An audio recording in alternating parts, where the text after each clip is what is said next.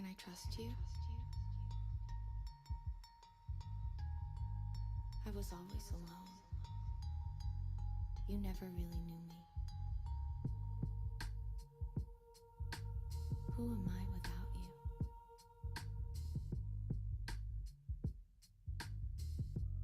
Who am I without you?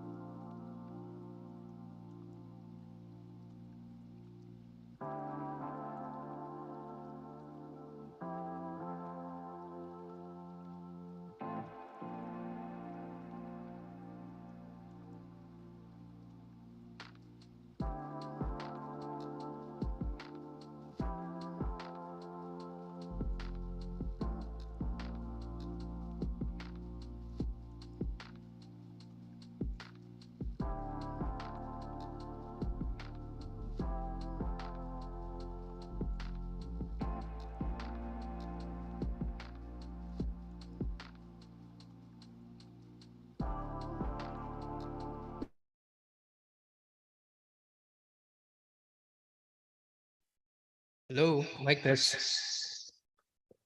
Okay lang yung audio.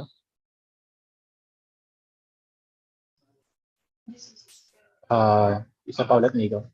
Hello. Mic test 1, 2, 3. Okay, okay. Ayun na. Thanks.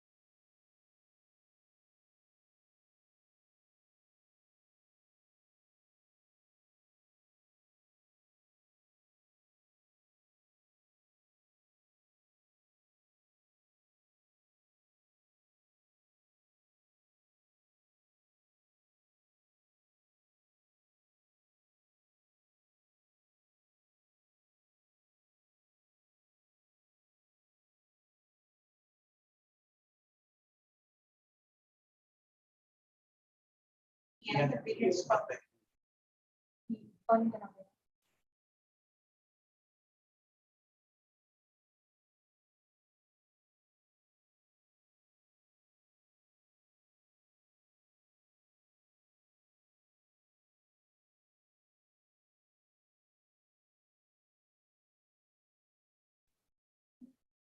you hear me? Can you hear me? Hello?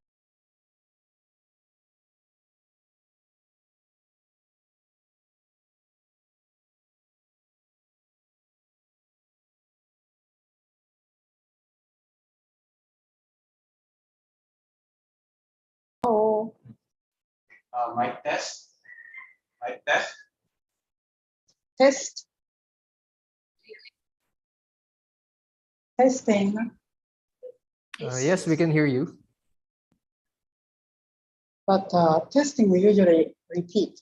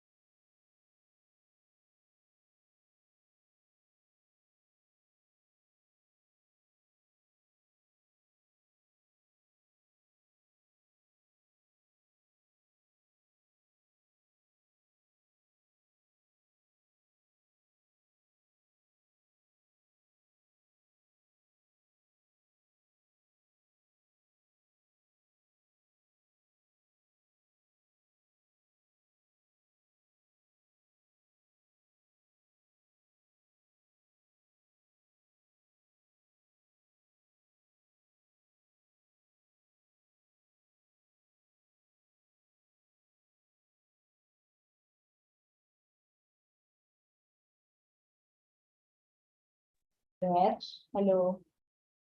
Good afternoon. Guys. Yeah. So I think we're ready here. We'll show you the setup.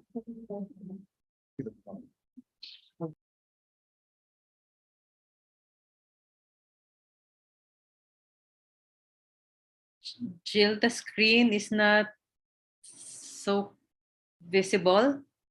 Can you try her PowerPoint? Can you try to project it on the screen?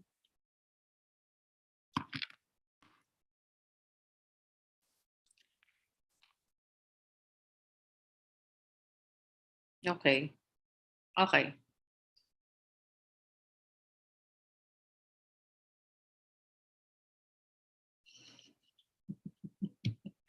Okay, we can we can see. So nakapin siya, Rurik, no? Yung kay Keiko. Yeah, the camera showing Keiko should be pinned by whoever is hosting the Zoom meeting. Yeah. Okay. Yeah, I think we're good. We're just going to wait.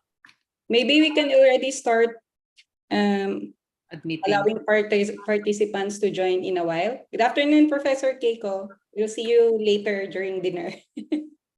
Face to face.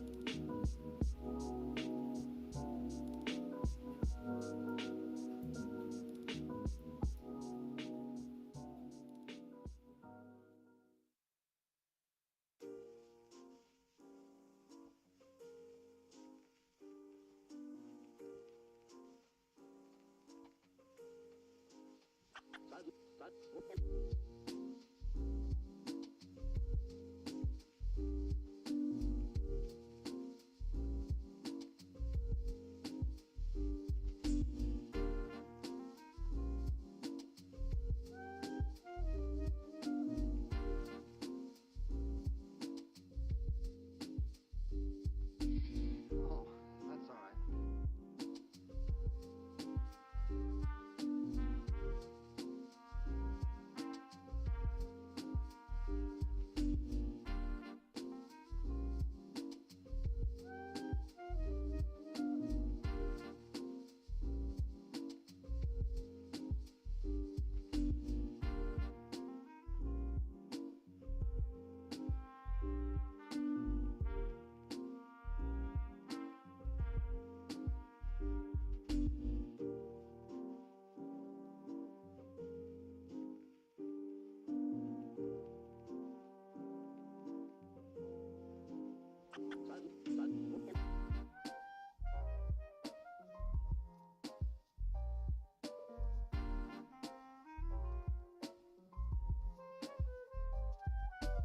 Oh, that's all right.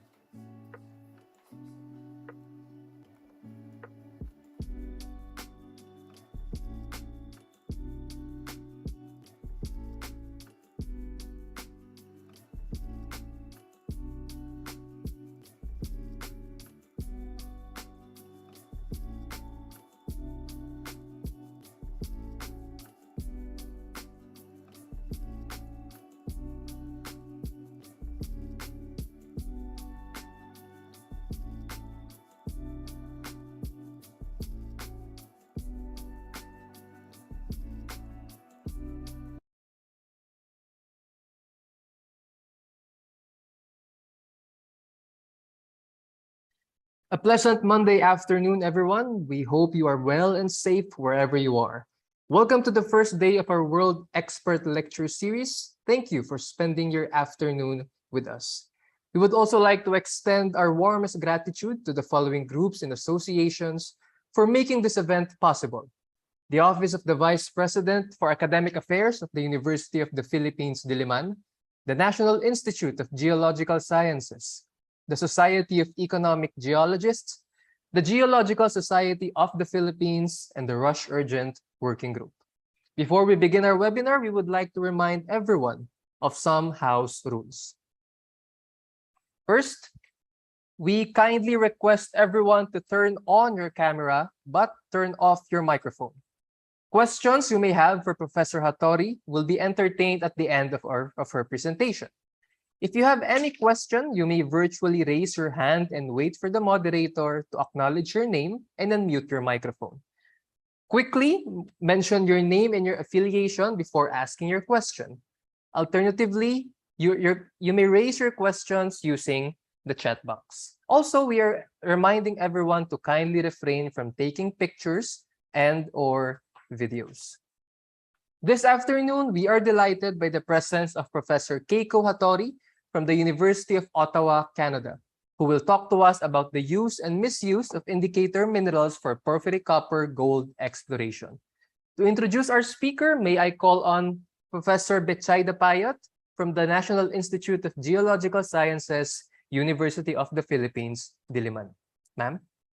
Thanks, Nico. Good afternoon, everyone. It is with honor and pleasure that I introduce our guest speaker for today. Dr. Keiko Hattori is professor at the University of Ottawa in Canada. Her work is mostly focused on geochemistry and ore deposits. Keiko and her students examine element transfer in subduction zones and mineralized hydrothermal systems. She and her students have studied a variety of mineral deposits and their exploration methods, including epithermal orogenic gold as well as porphyry copper, among others. Given her significant contributions, Keiko is an elected Fellow of the Mineralogical Society of America and Fellow of the Royal Society of Canada. She is also presently Associate Editor of Nature Scientific Reports and Economic Geology, and she is currently the International Exchange Lecturer of the Society of Economic Geologists. We are definitely honored to have her today, Professor Keiko Hattori. Let's welcome her with a round of virtual applause. So we turn over the floor to Keiko. Thank you very much, Bachai. Such a wonderful introduction about myself. So today, I hope, can you hear me? Yes. Today, I am talking about indicator minerals and for mineral exploration.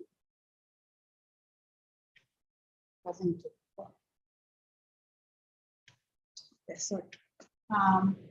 This is the outline of my presentation. What are indicator minerals? I will explain what are the indicator minerals for mineral exploration. And I will describe briefly successful examples of the use of indicator minerals in the finding, for example, diamond deposits, nickel sulfide deposits, and the volcanic fossil type massive sulfide deposits. These examples show us what kind of minerals we need to choose for indicator minerals in exploration. So then I will talk about indicator minerals possibly used in exploration for porphyry copper deposits.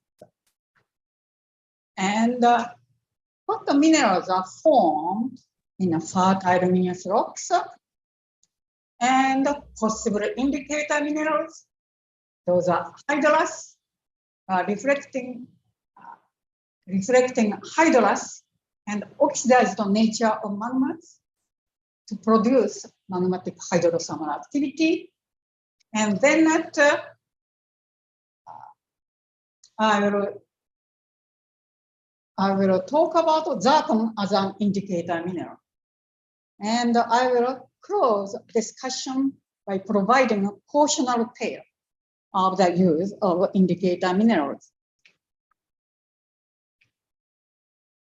So use of heavy minerals from stream sediments have been used for thousands of years. For example, the Philippines.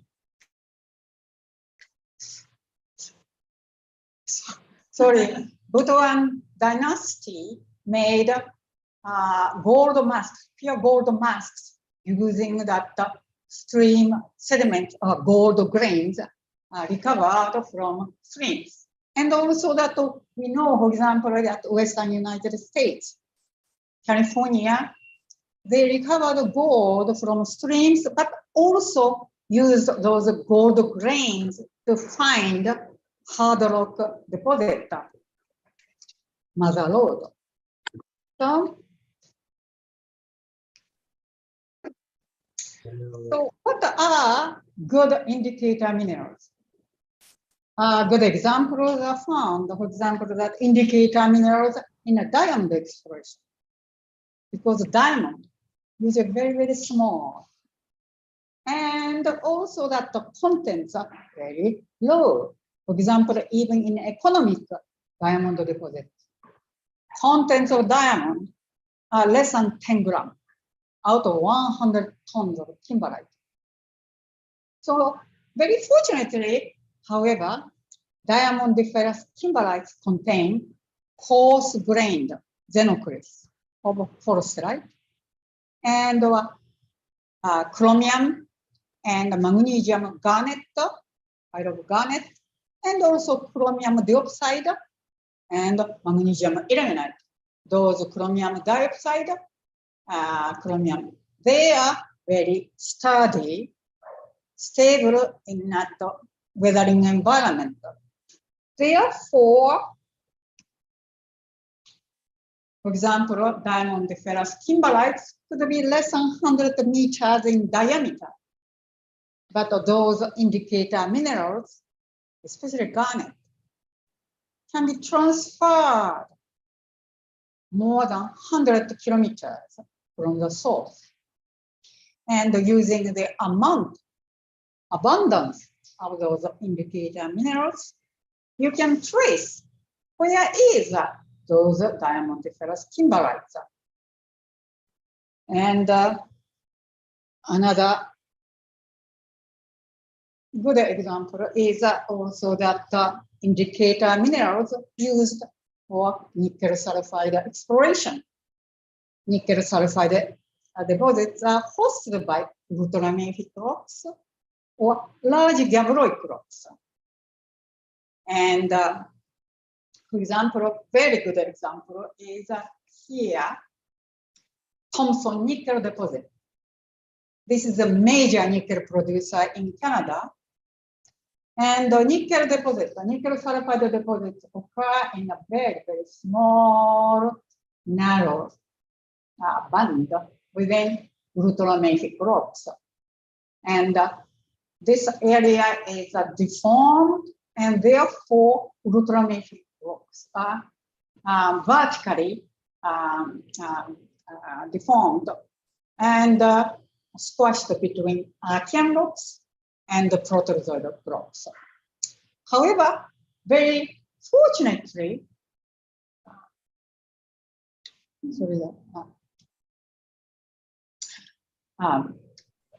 very fortunately, serpentinite ultramafic rocks were soft during a glaciation or stream. They are eroded from ultramafic rocks so that far away from the source. And among those material useful was chromite, because ultramafic rocks contain commonly chromite. Chromite is very, very sturdy because already oxide, and also physically very, very strong. Therefore, those chromite grains from deposits are dispersed more than 100 kilometers. And also chromium dioxide, again, that are only present in this ultramafic rocks because the surrounding area, for example, west side is sediments and the east side is a granitic gneiss.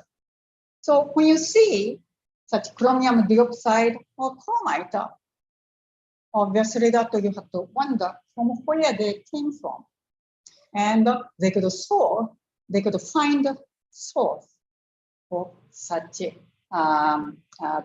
deposit.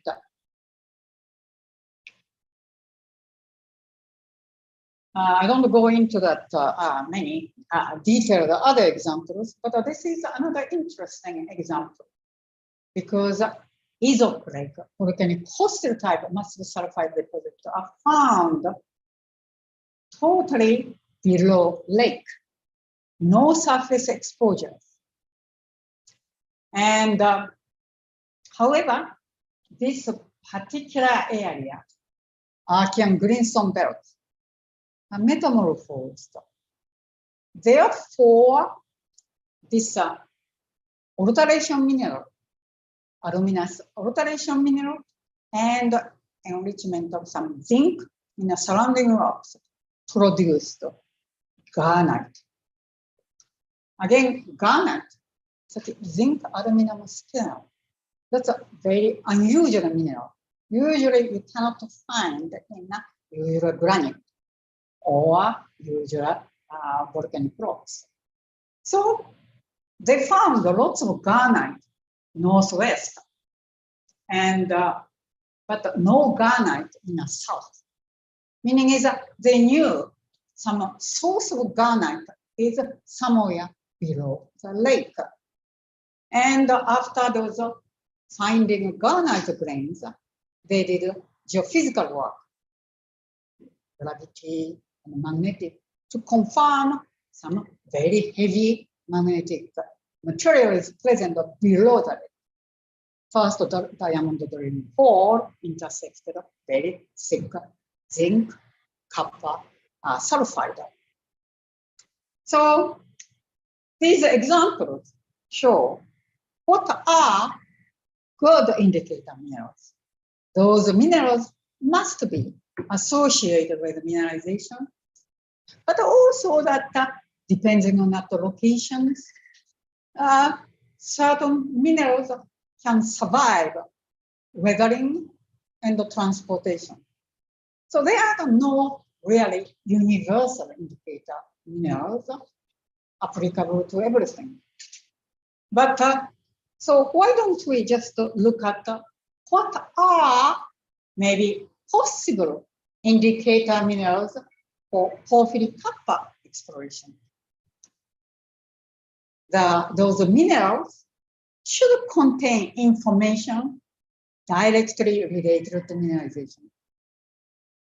So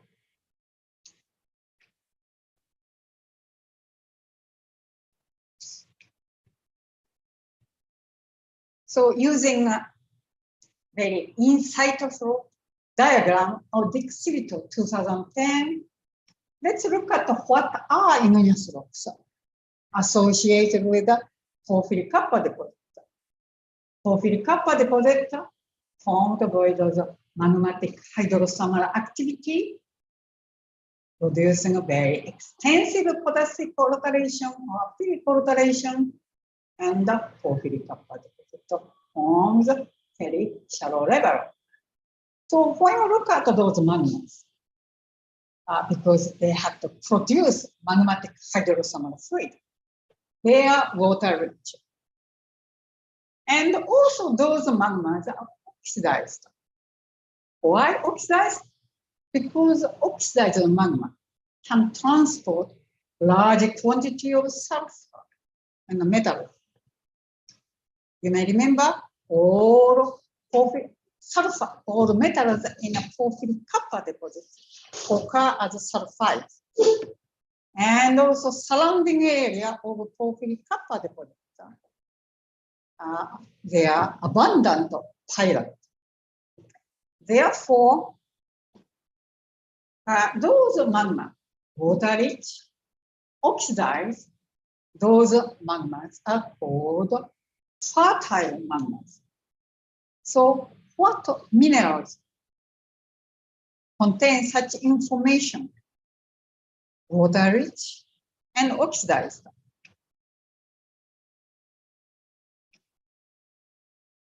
Water rich magma produce hydrous minerals like amphibole. And also water rich magma produce a plagioclase with excess aluminum. And I'll explain a bit more why excess aluminum. And oxidized magma produce minerals with oxidized species like magnetite or sulfate-bearing apatite or high cerium. Cerium is a light rare earth element in not zircon. So why don't we look at why excess aluminum in a plagioclase may indicate water-rich magma? For example, this shows the plagioclase in igneous rocks associated with the porphyry kappa deposit here in the pink area, and also that here is a usual. Albite has a sodium to aluminum ratio 1:1. Here, anosite. Anosite has a calcium to aluminum, more aluminum, therefore aluminum to calcium to 2:1. Therefore, usual plagioclase should plot somewhere along this blue line. However, many plagioclase crystallized in water-rich magma are found to have more aluminum. The reason why is that water enters the alkali and alkali earth site. So, for example, when water replaces sodium, so it means +1. H2 doesn't have a charge. Therefore, to keep charge balance, less charged cation like aluminum must enter the silicon site. Because through that, the silicon oxygen tetrahedride is a fundamental structure of a plagioclase. But aluminum could enter to silicon site to make more aluminum than stoichiometrically expected. So this sounds good. However, we know many igneous rocks. Plagioclase are altered. Very rarely we see original igneous composition of plagioclase. As a matter of fact, porphyry kappa deposit. Plagioclase is often replaced by potash feldspars, or so-called potassic alteration, in a core of porphyry. Or also that maybe that potash they are also hornblende, again good indicator of hydrous nature, but when that hornblende is often replaced by also secondary biotite like this. So the hornblende is replaced by kind of aggregate of fine-grained biotite, or also sometimes hornblende is replaced by chloride. So, meaning is that they are not very useful because they are not retain original chemical composition.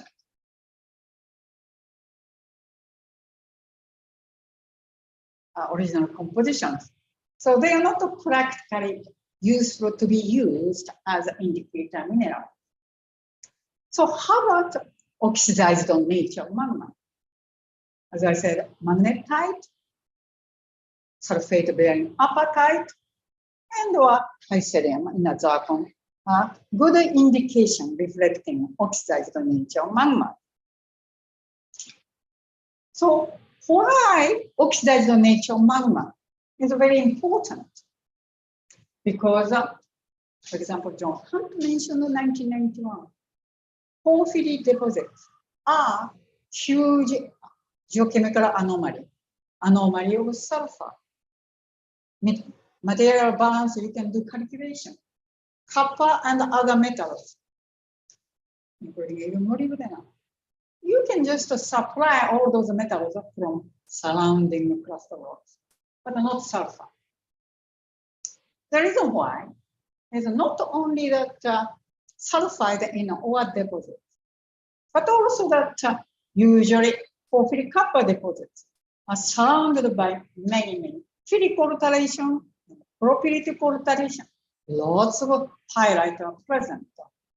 So, for example, in the case of Bingham deposit, copper is 30 million tons, but the total amount of sulfur, most likely 906 million tons of sulfur.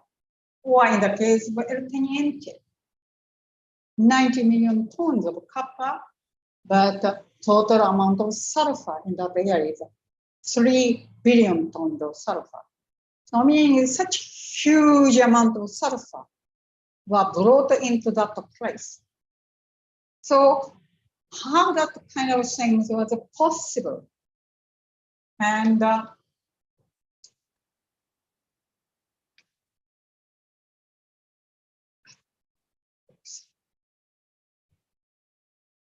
the magma source, for example, could be lower crust or in a mantle. Metals and the sulfur are present as a sulfide. For example, this is some example of xenol sample. And pyrrhotite or nickel-bearing pyrrhotite or some calcite.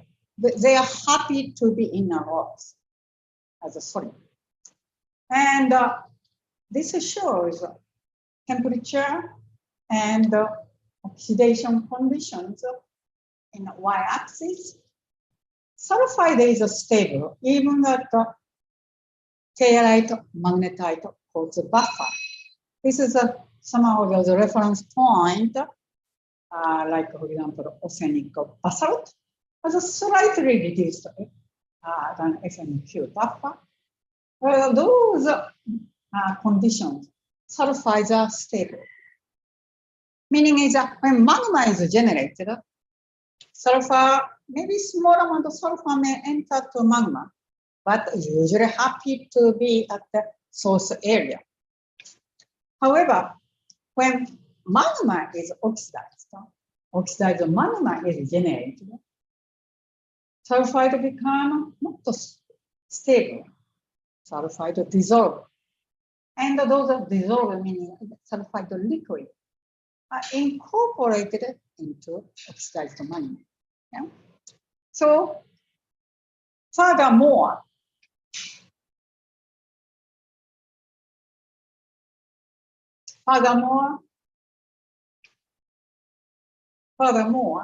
this is an amount of sulfur can dissolve in the magma. And this is the oxidation conditions here. And so as I said, this is using arsenic basalt. For two condition, oxidation condition is around here. Only can dissolve about 1,500 ppm sulfur in the arsenic basalt. But when oxidized conditions, you can see more than one order of magnitude of sulfur can be dissolved in a, I'm sorry, I need just water.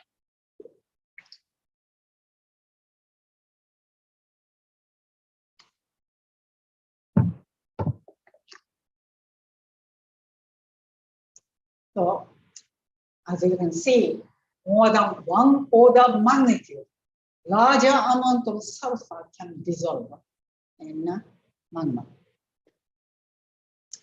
And also, when you have sulfur, this shows amount of sulfur, ppm.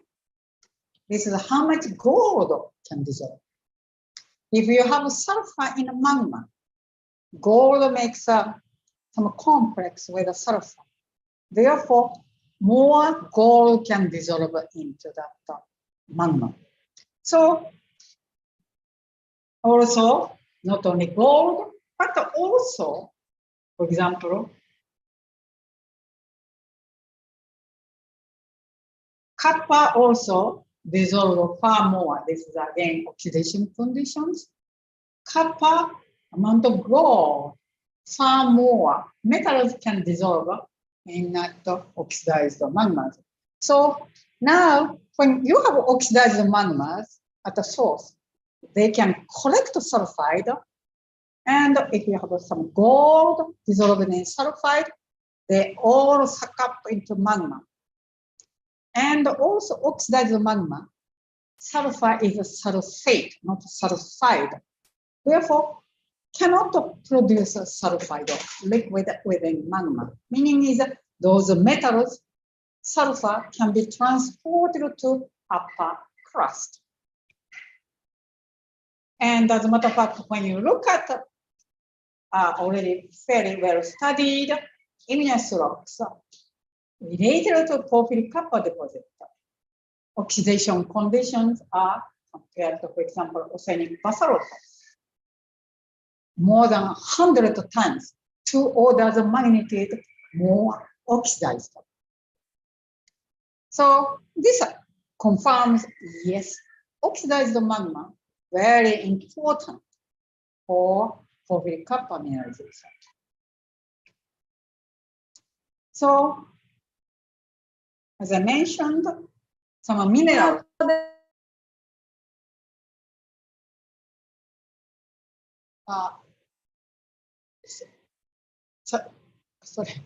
some minerals containing oxidized species may reflect oxidized nature. As a matter of fact, Shunso Ishihara, 1988, reported, for example, when you look at Chile, central Chile, northern Chile, all those igneous rocks contain lots of magnetite.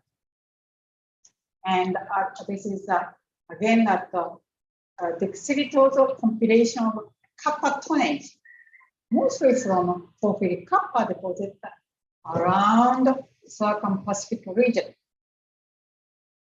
Chile and also Peru, they contain many porphyry copper deposits. And these areas, those igneous rocks contain lots of magnetite. On the other hand, for example, Malay Peninsula, very well known for tin mineralization and not copper. And those Malay Peninsula, most of igneous rocks do not contain magnetite. And Shunso Ishihara did not like to say non-magnetite bearing intrusion. So therefore, he called those intrusion as ilmenite. Okay? So simply no magnetite. So, however, magnetite has a very wide stability range. This is a range. This is a reason when you look at many volcanic rocks, doesn't matter whether highly oxidized or not, you see magnetite. And if you have a chance, you have been in some stream or beach, when you put a hand magnet, you see lots of magnetite is attached to the hand magnet. Too many is not also very good as an indicator minerals. And as I said, the magnetite is so stable, wide range. So, and from larger area than that, good oxidation conditions for conducive for porphyry copper. So on the top of that,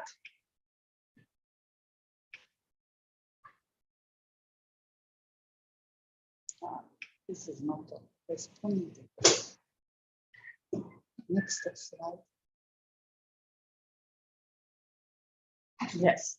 On the top of that, when you look at, for example, Butte, porphyry copper deposit Montana, this aeromagnetic map.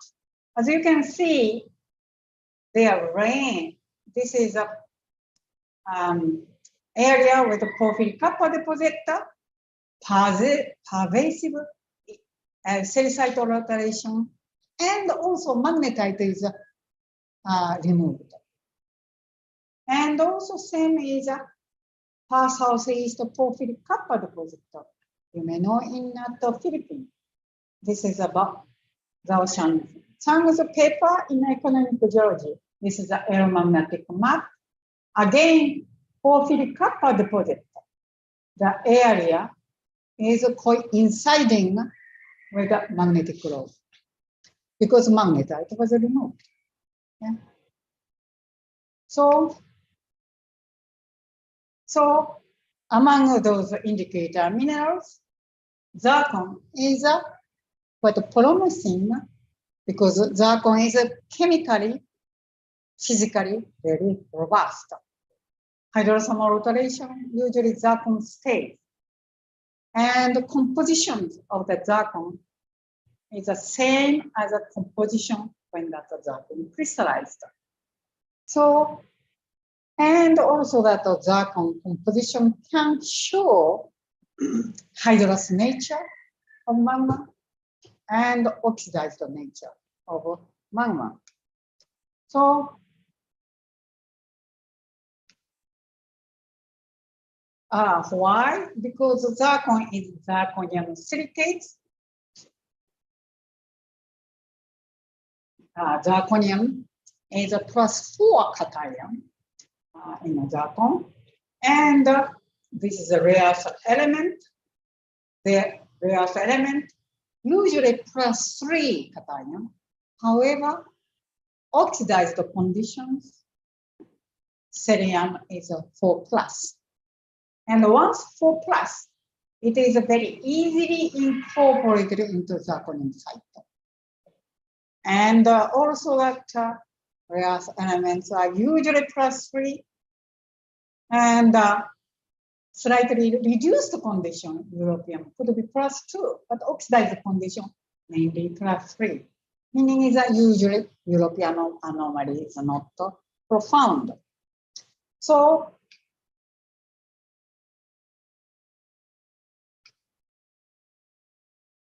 also, as I mentioned, the hydrous water-rich magma forms amphibole. Amphibole preferentially incorporates middle rare earth element relative to heavy rare earth element. Therefore, so-called spoon-shaped bulk rock compositions show those low middle rare earth elements. So melt become low in the middle rare earth element compared to heavy rare earth elements. Yeah.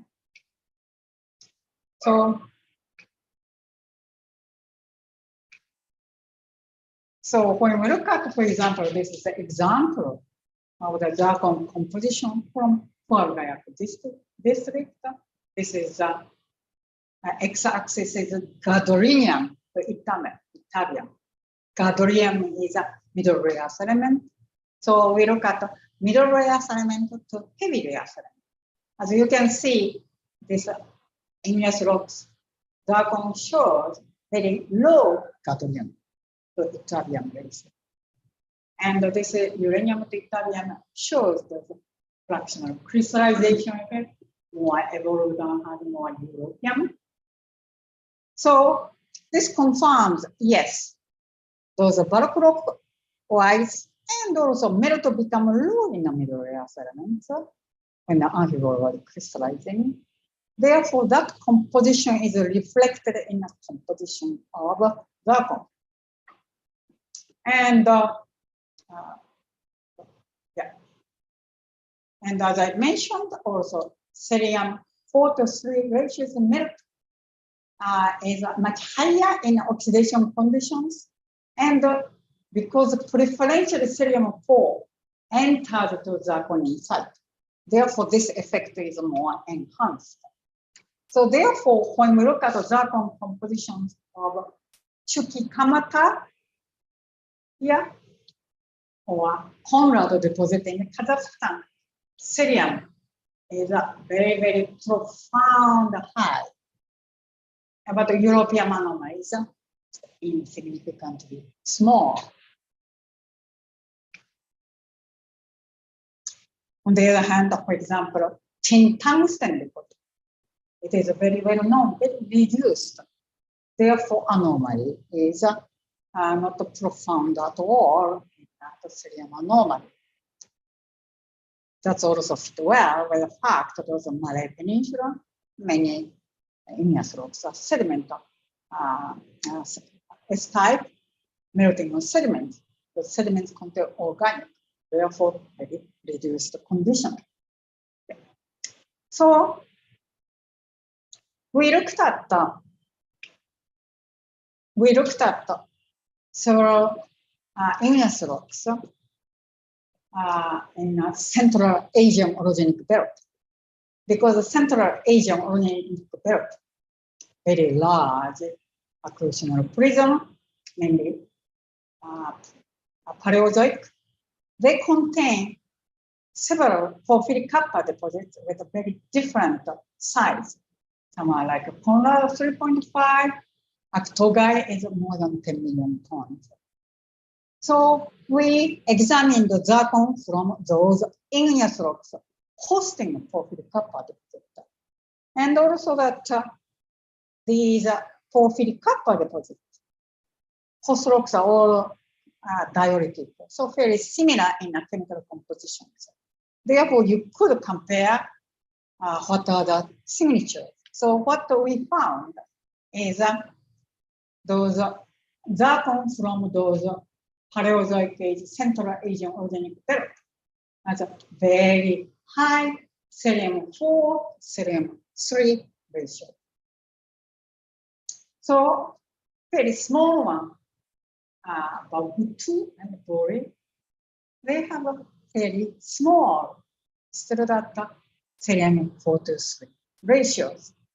And therefore, after looking at the Central Asian orogenic belt, yes, we concluded high cerium-4 plus is associated with large porphyry kappa deposit. And on the other hand, barren one or small one appear to have less prominent cerium anomaly. So this is a compilation. Many people can examine the zircon from many porphyry kappa deposits in many different countries. As you can see, x-axis, very high cerium-4 to 3. Basically, all cerium is 4 plus in a zircon. And European anomaly is not profound.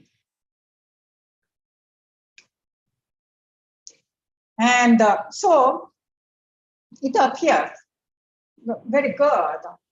Perhaps zircon composition could provide evidence for hydrous nature and oxidized nature of magmas. And both conditions are very conducive for porphyry kappa mineralization. But how do we know? Because so far all zircon grains examined are from a porphyry kappa deposit.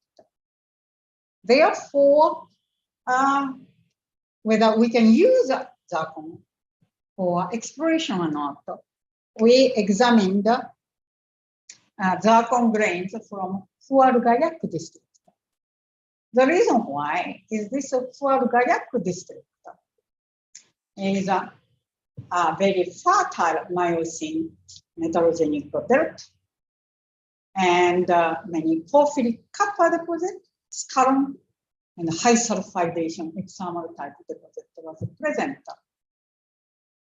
And the Fuar-Gayak district is located here in northern Peru.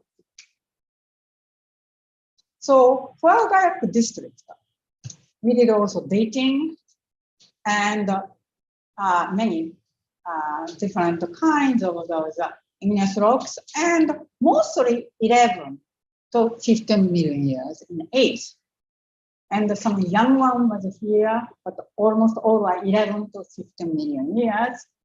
And also this Paraguay district contain serocorona porphyry copper deposit and tantafoetite high sulfidation deposit and antipolysaccharine and also that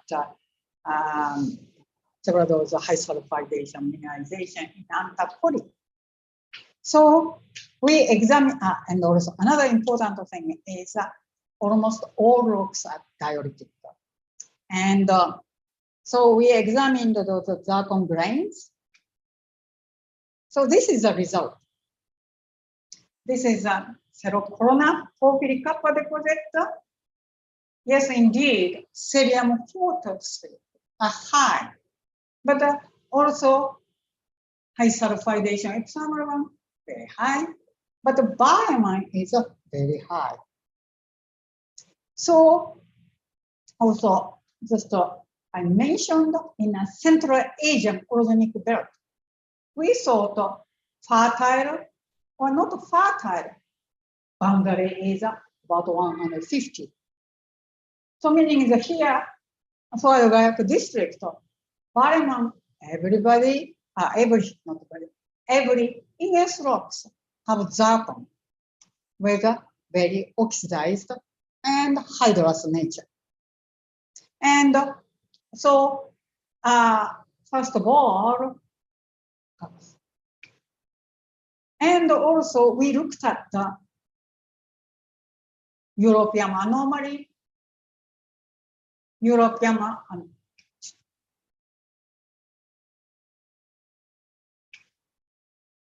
anomalies are very, very similar, either very mineralized one or totally barren. So it appears also that from a zircon study, several people said, oh, if a European anomaly is like 0.6, 0.7, meaning is very fertile signature. But what we found is doesn't matter what barren or everything was has a very similar geochemical signature.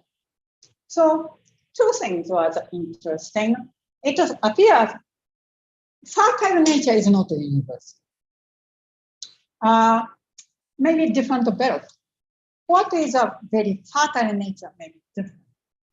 And also this magmatism, subduction related magmatism in some area, or doesn't matter what, barren or fertile, they have a very similar oxidized or hydrous nature, because it makes sense, subduction system probably they produced similar kind of magma.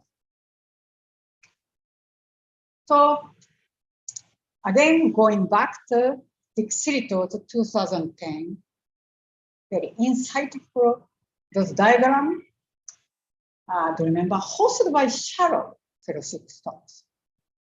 And also that those magmas injected into very focused area. And also igneous rocks are hydrous and oxidized. So zircon and also other indicator minerals only can provide information only on these aspects. You cannot tell that was a very shallow one. So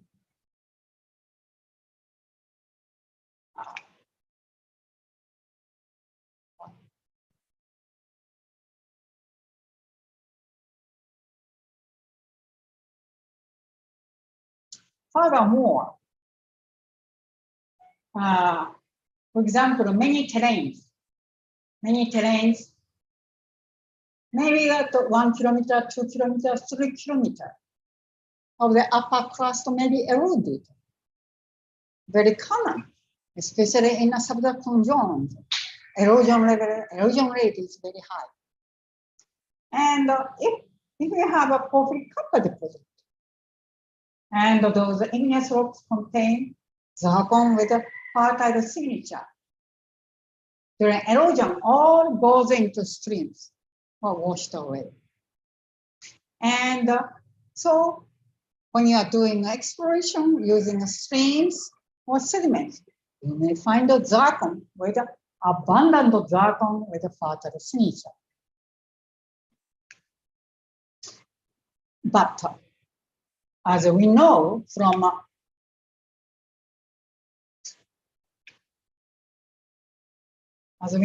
Singer's compilation, depth of porphyry copper mineralization is usually less than 3 kilometers. And geologically, 3 kilometers of erosion doesn't show high metamorphic grade or anything like that. So if you see lots of streams with that good zircon signature, but the copper is gone. Okay? So that's what we need to think about when you are using indicator mineral.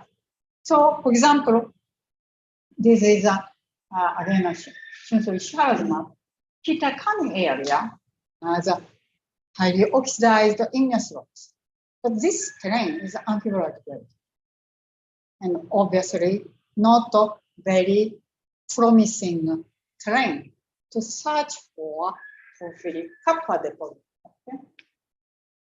And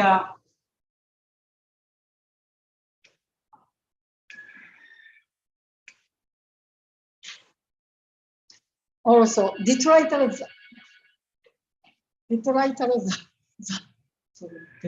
zircon in streams may possibly coming from a different source. For example, if area contains metamorphic rocks, some of zircon may be metamorphic zircon. Metamorphic zircon almost always slightly high serum, or like even for the Gayak district.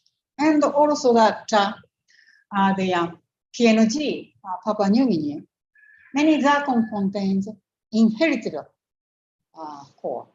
Inherited core meaning is that if you do analysis, what you are looking at is conditions of magma, conditions of much older igneous rocks in a lower crust. So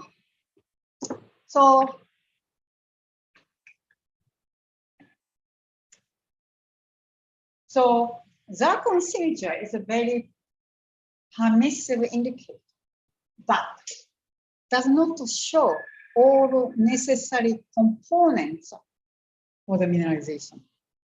And many igneous rocks, some are oxidized hydras, some are reduced, some could be big cell, and some are dikes. They are not conducive to form mineralization. And especially metamorphosed, porphyry copper is gone. So they are potentially related to porphyry copper deposit is a fairly minor among many igneous rocks. For the reason not every igneous rocks contain porphyry copper deposit. So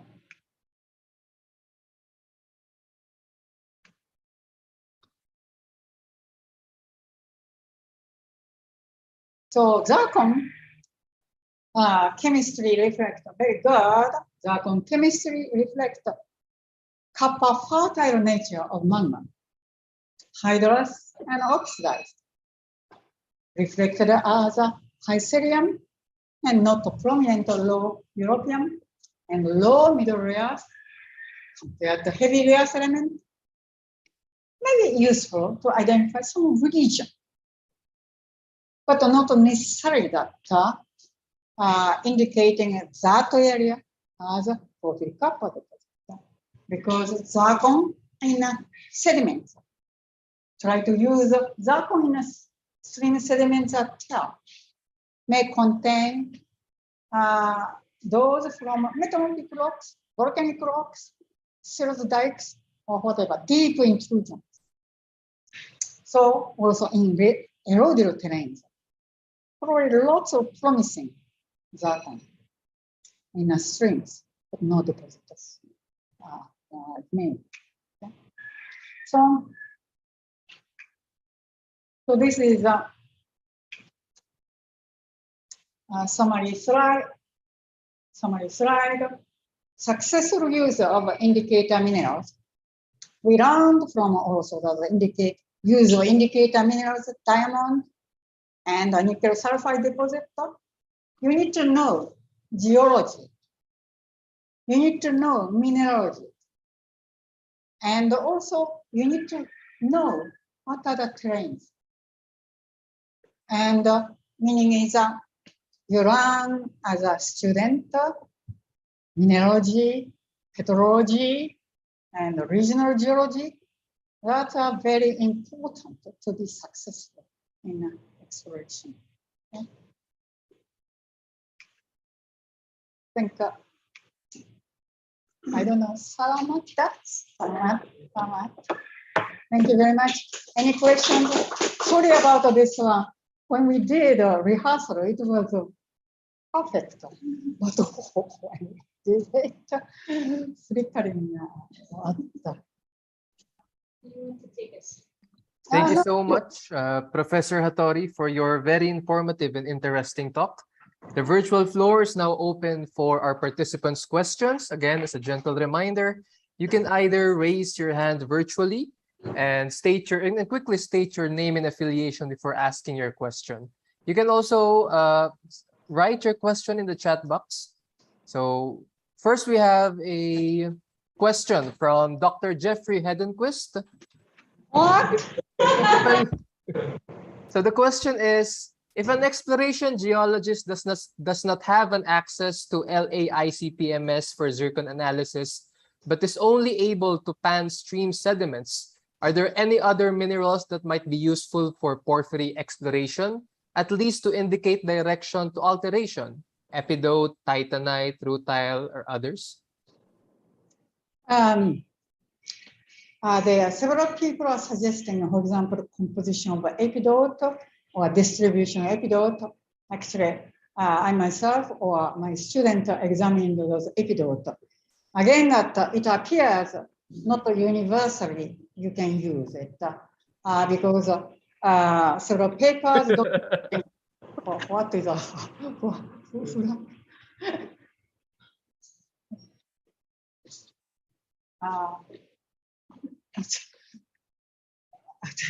For example, that several papers documented some high sediment contents in epidote.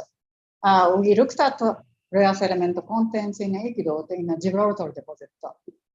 Actually, that Gibraltar deposit epidote are very abundant. Some contain percent order rare sediments. So, how universal those epidote distribution chemistry epidote? I think we need to study a bit more.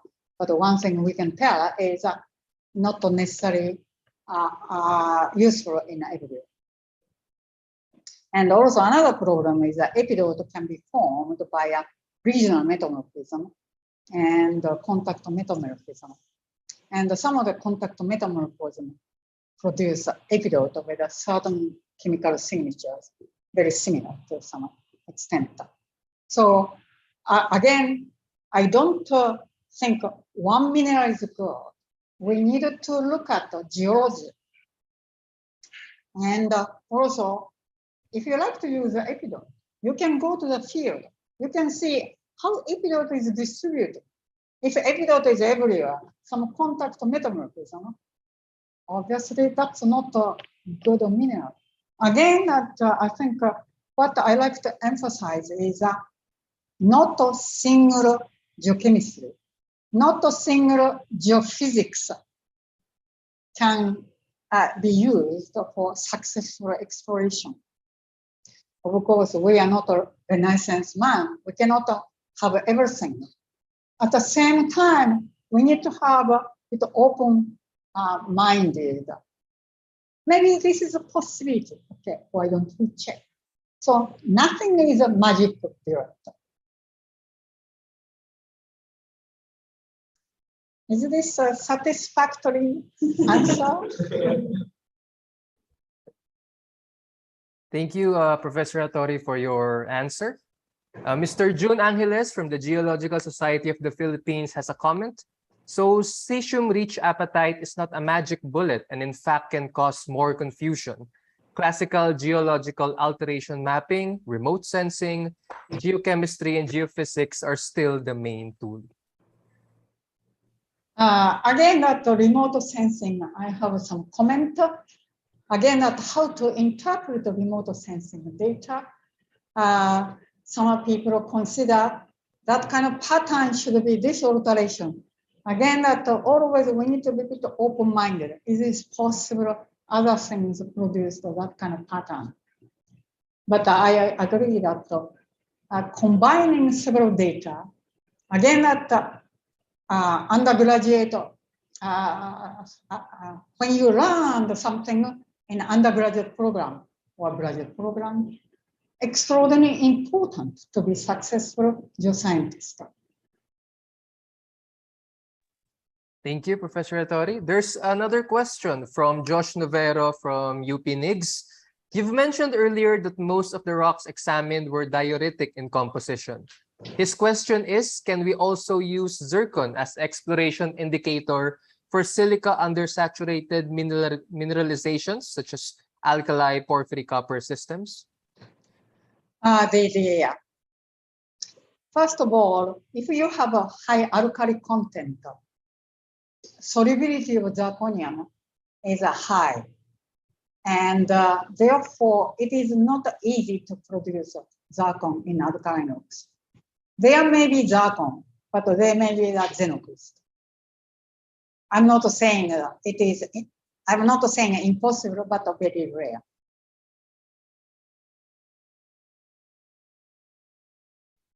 Thank you, Professor Hattori. A question from Carl Habagat from the National Chungcheong University in Taiwan. For initial evaluation of zircons, is there a difference in petrographic characteristics between zircons from fertile intrusives versus those from barren intrusives? Our case, when we examined Fuargayak district, we did not see distinct difference. Both in Fuargayak district, most of zircon were euhedral and a nicely nice zoning. But as I mentioned, Peru is a continental arc. Therefore, several of those zircon contained inherited core. That's different from, for example, Western Canada. Western Canada, several of those porphyry copper deposits were formed when through they were island arc before accretion to Canadian continent. So when that magma is generated in that island arc, usually no inherited core. So that is only difference. We did not see barren one and also that fertile one in a Fuargayak district. And both had some very good hydrous nature, low middle rare elements compared to heavy rare elements, and also as I said, shape, petrography, very similar. We examined every single grains with CL images, CL SEM, and we did not see striking any difference. Thank you, Professor. Do we have any questions for Professor Hattori? Yes. I'm just curious if what are the possibilities if you can press signatures for illuminate? Signatures for illuminate.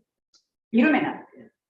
I mean for the reducing magmas, because there is a picture that you have magnetite type illuminate. Yes. So are there any Yes. signatures Yes. Yes. For zero? I think that's a very good question. As I mentioned, that Shunso Ishihara named magnetite bearing intrusion as a magnetite series. Non-magnetite, they call the ilmenite series. Not necessarily lots of ilmenite, but no magnetite. And those intrusions, iron is present as a ferrous iron in a silicate minerals, meaning is that they are more reduced. And therefore, as I showed those tin tungsten deposit, cerium anomaly is a bit lower, not really prominent. For example, Malay Peninsula, no, when you look at the rare earth element patterns, you don't have a peak, just kind of a hit. But the very prominent European anomaly, because the European become 2+. And when European is 2+, very easy to enter to pleasure place. That's the reason that the very, very low, reduced igneous rocks. Zircon has a very, very different pattern.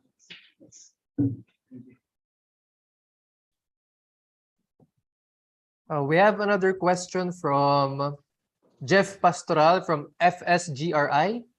Porphyry mineralization can be attributed to vein stockwork system. Is there a stage in porphyry mineralization where we can always correlate oxidized magma to form or be associated? Could it also be correlated to the level or depth of the porphyry emplacement? That's a very good question.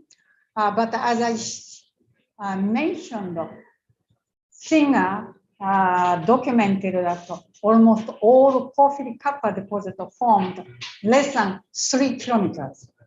One example is about 3.5 or something, but almost all porphyry copper deposits are formed in a very shallow level, 3 kilometers from paleo surface. So I have never done those studies, slightly deeper part, but if a 5 kilometers below surface, that is not porphyry copper deposit because magmatic fluid doesn't come out. But there are studies of how oxidation conditions change during magma differentiation. Usually later one has slightly more oxidized nature.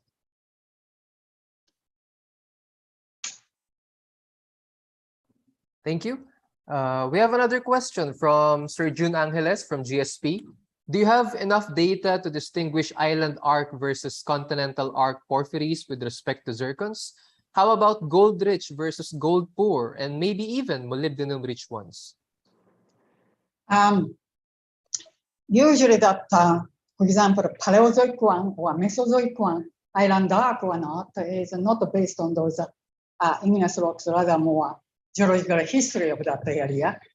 And usually that zircon morphology confirms, yes, for example, that as I mentioned, it is very well known in Western Canada. Those especially Jurassic, all those porphyry copper deposits formed far before that they accrued to North American continent. Therefore, that was a continental arc. And when we look at zircon grains, there was no inherited core. So it is consistent. However, no inherited core from zircon. Can we say that was island arc? That's not easy to say because when you have 100 grains of zircon, you may find maybe 5, 6 zircon grains with inherited core. So if you look at 90, say, oh, well, I don't find the inherited core. Is it island arc? No, I think you need to look at the more geological aspect. But also that usually accredited terrain or not, it is from not from zircon, more from regional geology. It is a very well established idea. But just simply zircon will confirm, zircon morphology confirm, yes, it appears no lower crust. Did I answer, or what else was a question? So June, did Professor Hattori able to answer your question?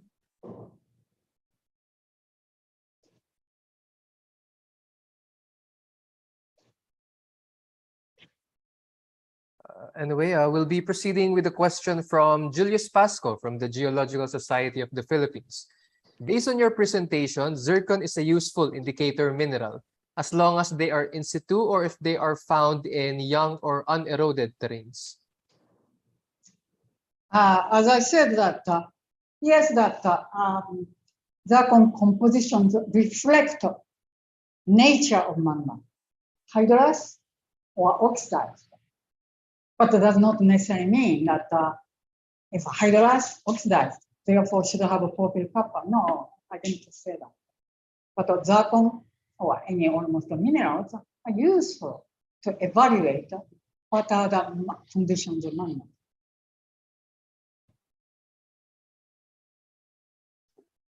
Thank you. We have another question from Mr. Joey Aison. Do you also consider multiple stages of fracturing or intrusion on the grades of the porphyry? Yes, that they also that it is now well documented that the zircon grains that I know zoning overgrowth, and if this is say less than 1 million, 2 million, not necessarily inherited for, because that is a part of those magmatic system. It is very well known now. And as a matter of fact, many porphyry kappa deposits are formed, not 1 million, pulses of those hydrothermal activity are most likely less than 1 million. But still that injections of several minerals that form reasonable good size porphyry kappa deposit, then that requires. And as a matter of fact, Gibraltar deposit in British Columbia, more than 10 million years, but a slightly different center. And but that made that area as economical deposit.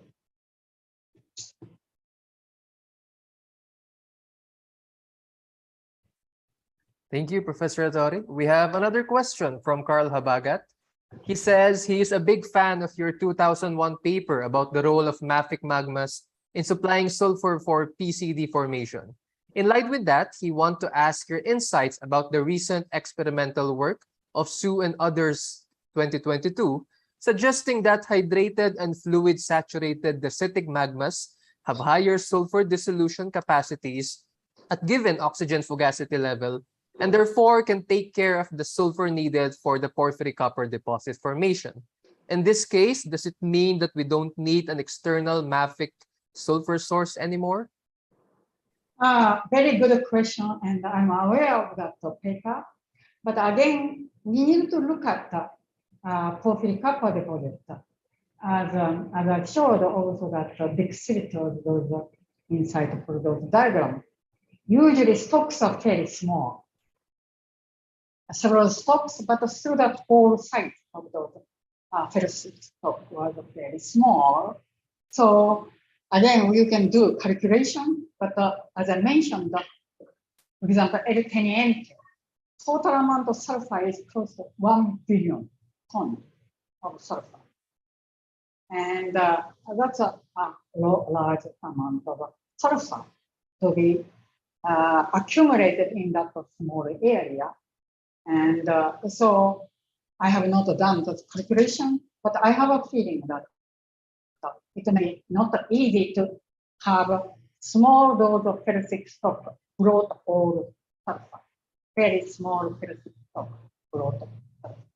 So I think that the easiest explanation is that those ferritic stocks there and the mafic magma is that below, that's very, very common in many subduction zones of magmatism, and those mafic rocks are during solidification, discharging sulfur from lower part, and as very well documented here in Pinatubo. Thank you for your answer, Professor Hattori.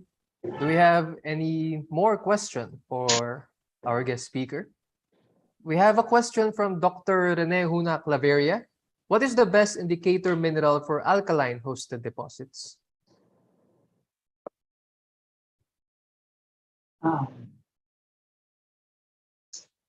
So as I mentioned, the zircon is not common, and alkaline rocks Also, alkaline rocks tend to have a slightly different kind of hydrothermal alteration, often more magnetite. And I need to better think about alkaline. But again, that even alkaline rocks center porphyry copper deposit. Usually that through that alteration halos are developed. And so may not be indicator minerals reflecting magma conditions, but I would think some more alteration study. But I like to think about maybe what kind of igneous rocks in that alkaline porphyry may be very distinct. And alkaline rocks have a higher rare earth elements. Therefore, often that, for example, episode has a more alanite component. But sorry, I have not yet really thought about it, but I like to better think about that. So this is a great opportunity. Thanking, I will thank him to give me a good question. Thank you, Professor, for your answer. And thank you, Dr. Claveria, for the question. Do we have any more questions for Professor Hattori?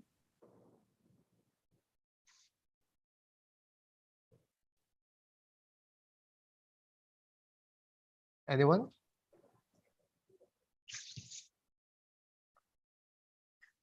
Going once? I am here until next Thursday.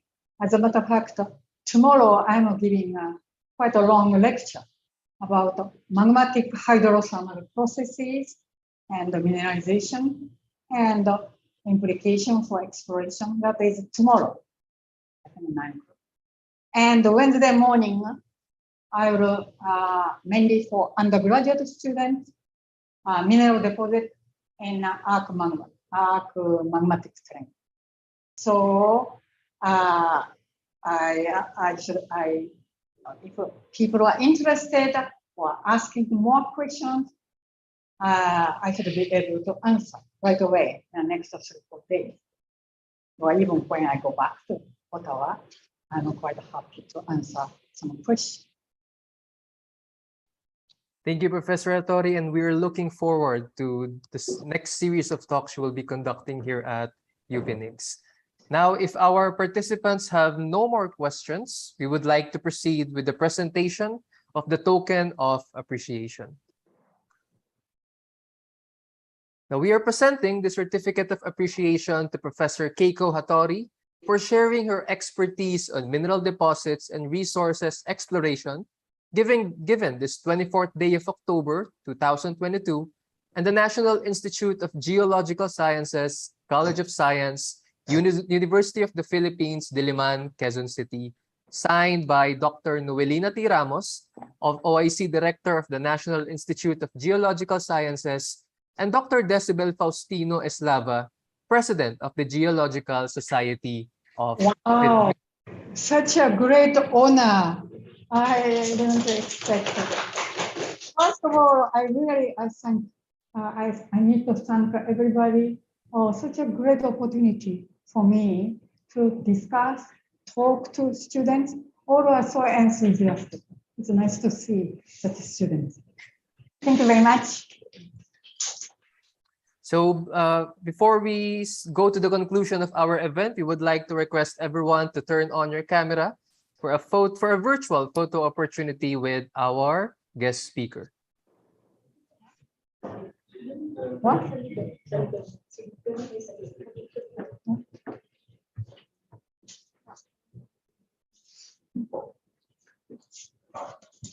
So our technical staff will be taking the photo. So ready? Smile, everyone.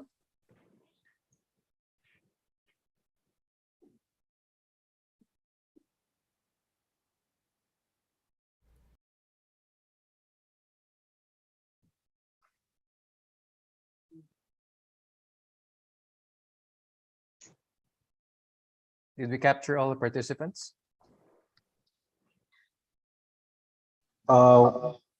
We have 6 panels, so wait for my signal. Thank you. So keep smiling, everyone. We don't know on what panel you'll be in, so just keep on smiling. Okay, so next panel. 1, 2, 3, 4.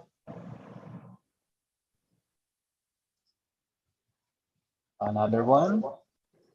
1, 2, 3, smile. Okay, so I think got it all. So, on. Okay, thank you everyone for your participation. Professor Hattori, we would like again to extend our gratitude for sharing your time, expertise, and experience with us. This will surely benefit not only the undergraduate and graduate students who are with us today, but also professionals in the field of exploration geology as well. We here at UPNIGS are looking forward for the series of talks and consultations we'll have with you in the next 2 days. As part of this lecture series, we are also inviting everyone to virtually attend Professor Hattori's lecture scheduled on the 25th and 26th. On the 25th, Professor Hattori will talk about magmatic hydrothermal processes related to mineralization, alteration, and exploration, scheduled from 9 to 11 in the morning. On the 26th, Professor Hattori will discuss mineral deposits and volcanic arcs at the same time, 9 to 11 in the morning. Please stay tuned for the Facebook page of the Rush Urgent Working Group for the YouTube link. Also, for our dear participants, we would like to spare a moment of your time to answer a feedback form. Link to the form can be accessed by scanning the QR code visible on your screens. Your feedback will help us greatly to improve the quality of the services we deliver. Also, we are reminding our participants of the deadline of the regular registration for GeoCon 2022, which is on the 11th of November. This year's GeoCon with the theme Disruptions, Transformations, Geosciences at the Forefront will be held on December 5 to 7. The first 2 days will be conducted fully online, while the last day will feature a hybrid setup.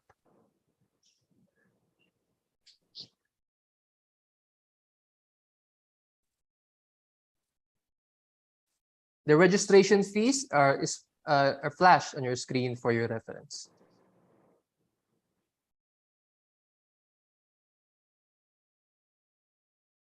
Again, we would like to thank once more the following groups and organizations whose collective works made this event possible.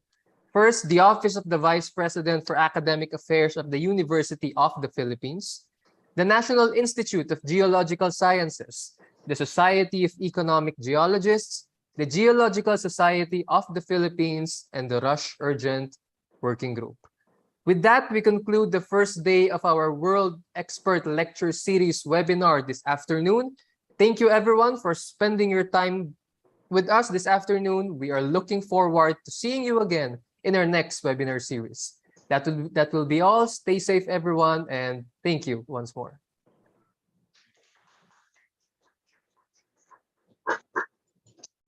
Thank you very much. Sorry, but tomorrow is also yellow. No, tomorrow is doing properly.